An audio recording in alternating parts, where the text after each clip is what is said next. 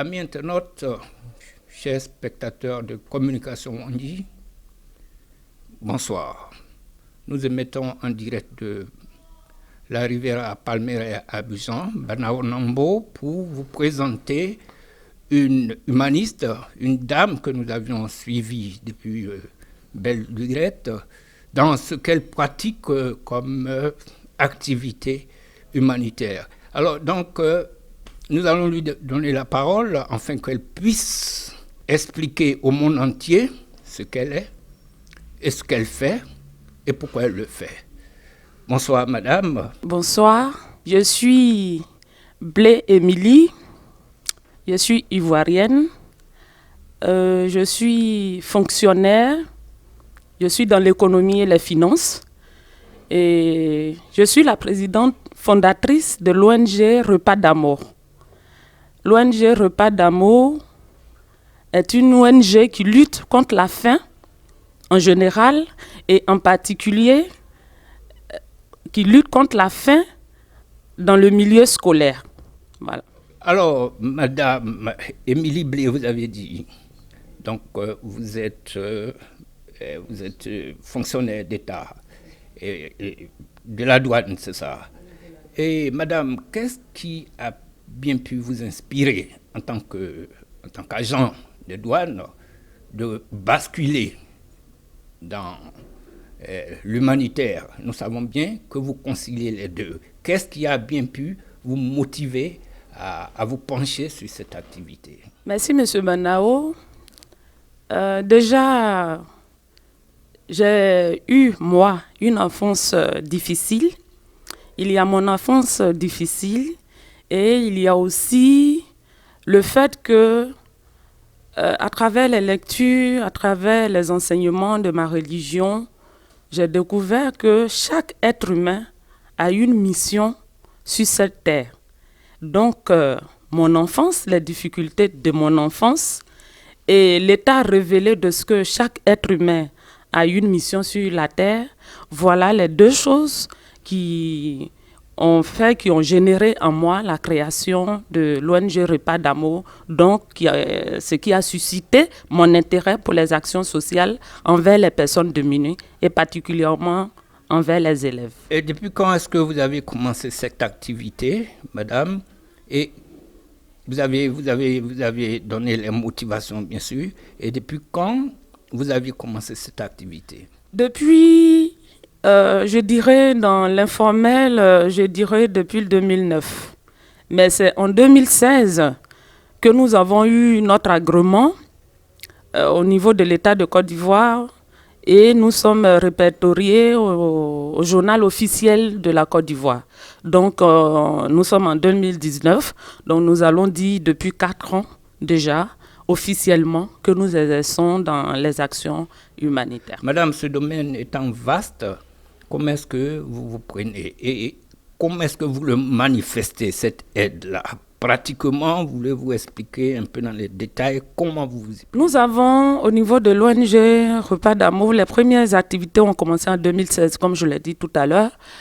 Nous sommes allés dans un bidonville en décembre pour offrir des kits alimentaires à des familles démunies.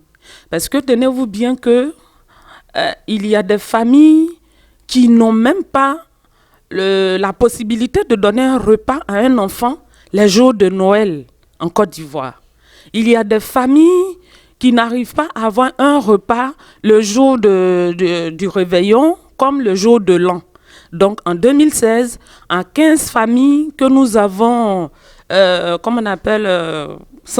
recensées dans des bidonvilles, nous avons fait 15 kits alimentaires que nous avons distribués. C'est peu, il y a du nombre, mais nous sommes penchés plus sur le côté démuni des personnes que nous avons rencontrées.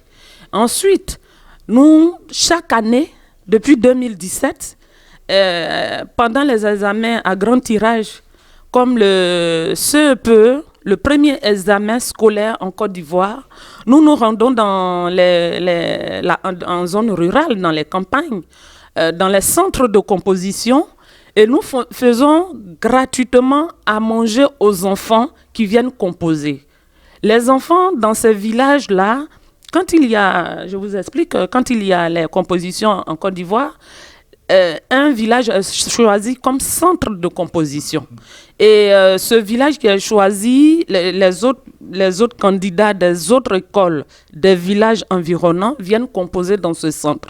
Et les villages peuvent se trouver à 10 km. Les enfants marchent à pied, sans moyen de transport. Ils arrivent. Ils sont épuisés par la marche. Ils sont stressés par le fait d'affronter pour la première fois les épreuves d'un examen, et ils vont composer dans ces conditions le ventre creux. Donc nous, dans notre enfance, mon enfance, c'est quelque chose que j'ai vécu.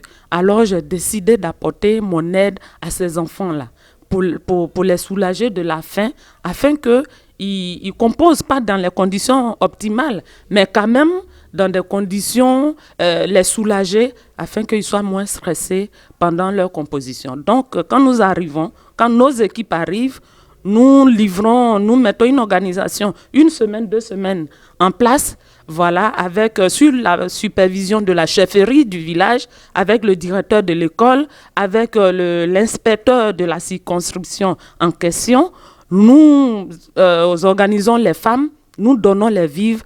Elles font leurs repas, nous offrons un petit déjeuner et nous offrons un déjeuner aux enfants. Voilà comment est-ce que nous opérons depuis 3 ans. Alors, l'acte étant très noble, madame, puis-je demander où vous tirez toute cette la pitance que vous remettez aux autres? D'où la tirez-vous? Où nous sortons les moyens, pour le moment, c'est de nos propres poches. Les actions sociales, vous savez, ce sont des actions qui viennent du cœur. Et quand une action vient du cœur, on est prêt à tout pour la réussir. Moi, c'est un engagement que j'ai pris vis-à-vis de ma personne, vis-à-vis de mon passage sur la terre. Et donc, je suis entourée de certains membres avec qui nous levons des cotisations et nous essayons d'acheter ce que nous pouvons acheter, les sacs de riz, tout ce qui peut composer un repas pour un enfant, pour le faire. Et en plus de cela, il y a des personnes de bonne volonté qui nous aident. Et donc, moi, j'utilise beaucoup les réseaux sociaux, Facebook, pour parler de ma lutte contre la faim en milieu scolaire. Et il y a des personnes que mon message touche, qui me contactent, qui apportent ce qu'ils peuvent apporter. Et à cela, moi, j'ajoute ce que je peux ajouter de mes propres poches afin de soulager tous ces enfants en zone rurale qui n'ont pas un repas pendant l'examen du CEP. Alors, donc, vos actions se situent surtout au niveau des élèves.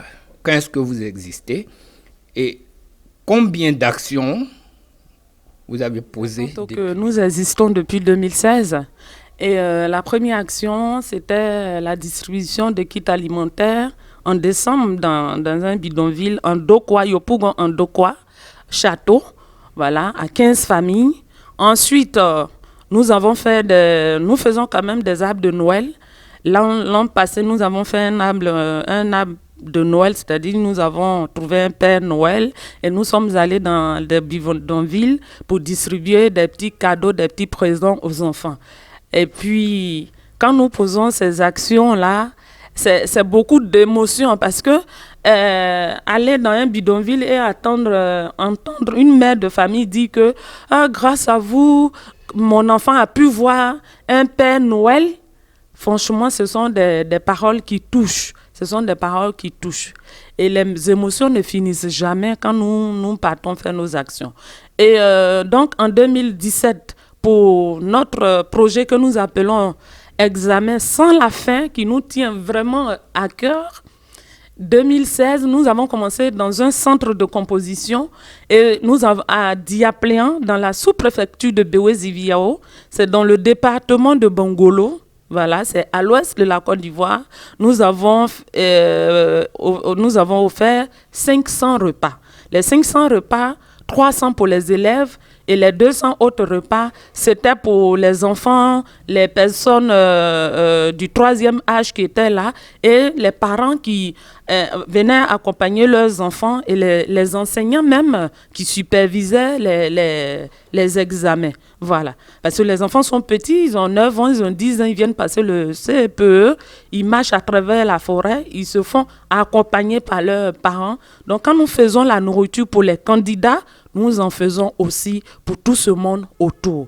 Donc 2017, un centre de composition, 500 repas dans le département de Bongolo.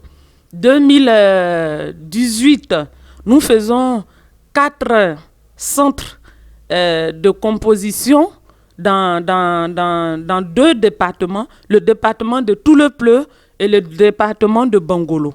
2019, nous faisons 15 centres de composition dans 6 départements.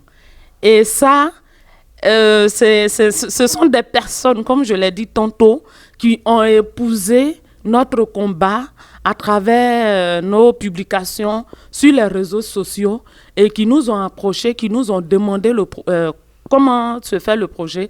Nous avons expliqué, il suffit juste d'aller offrir à manger aux enfants et qu'ils l'ont épousé. Et vous voyez que de 1 centre, de 4 centres, nous sommes passés à 15 centres en 2019. Et 2020, nous espérons que nous ferons encore plus. Et nous allons demander, étant donné que notre chaîne a une ouverture sur l'Occident, qu'est-ce que vous attendez concrètement de l'Occident, de ceux qui pourront vous regarder dans la diaspora? Alors, notre appel ce soir va à l'encontre de toutes les personnes sensibles à la difficulté de l'être humain, surtout des personnes sensibles à la souffrance des enfants en Afrique. Nous lançons un appel à toutes ces personnes de cœur qui sont dans le monde entier à venir à nous contacter.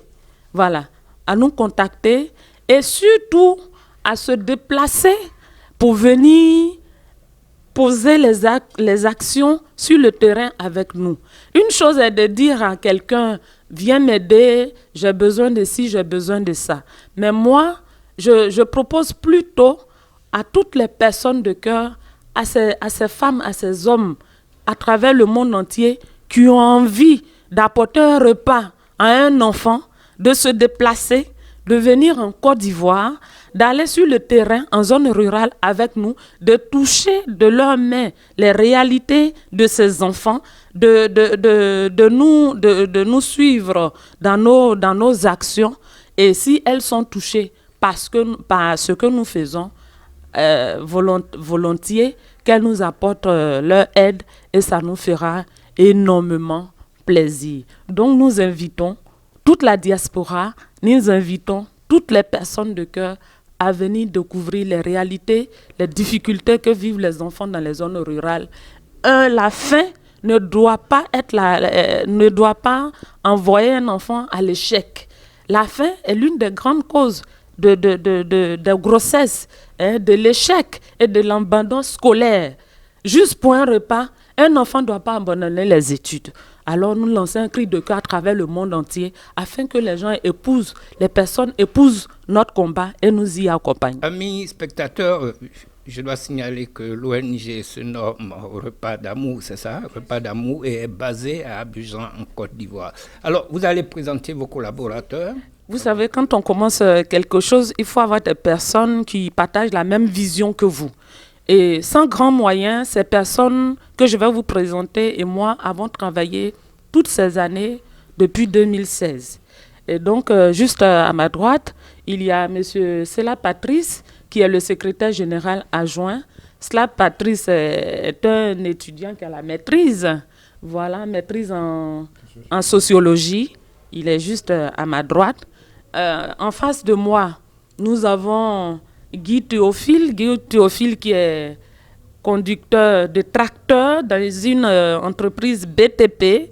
Et à sa droite, il y a Simon Pierre. Simon Pierre, qui est un agent dans une entreprise qui travaille les pierres précieuses. Voilà. Donc, chacun a son petit boulot et ensemble, nous avons décidé d'apporter quelque chose aux enfants. Banao Nambo, depuis Abidjan, pour Communication Wandji. Alors, nous avons été très heureux de vous écouter et nous espérons que votre charisme va vous porter chance, parce que ceux qui vont écouter en Occident vont se manifester pour la cause des enfants. Merci et à très bientôt dans le cadre d'une autre émission.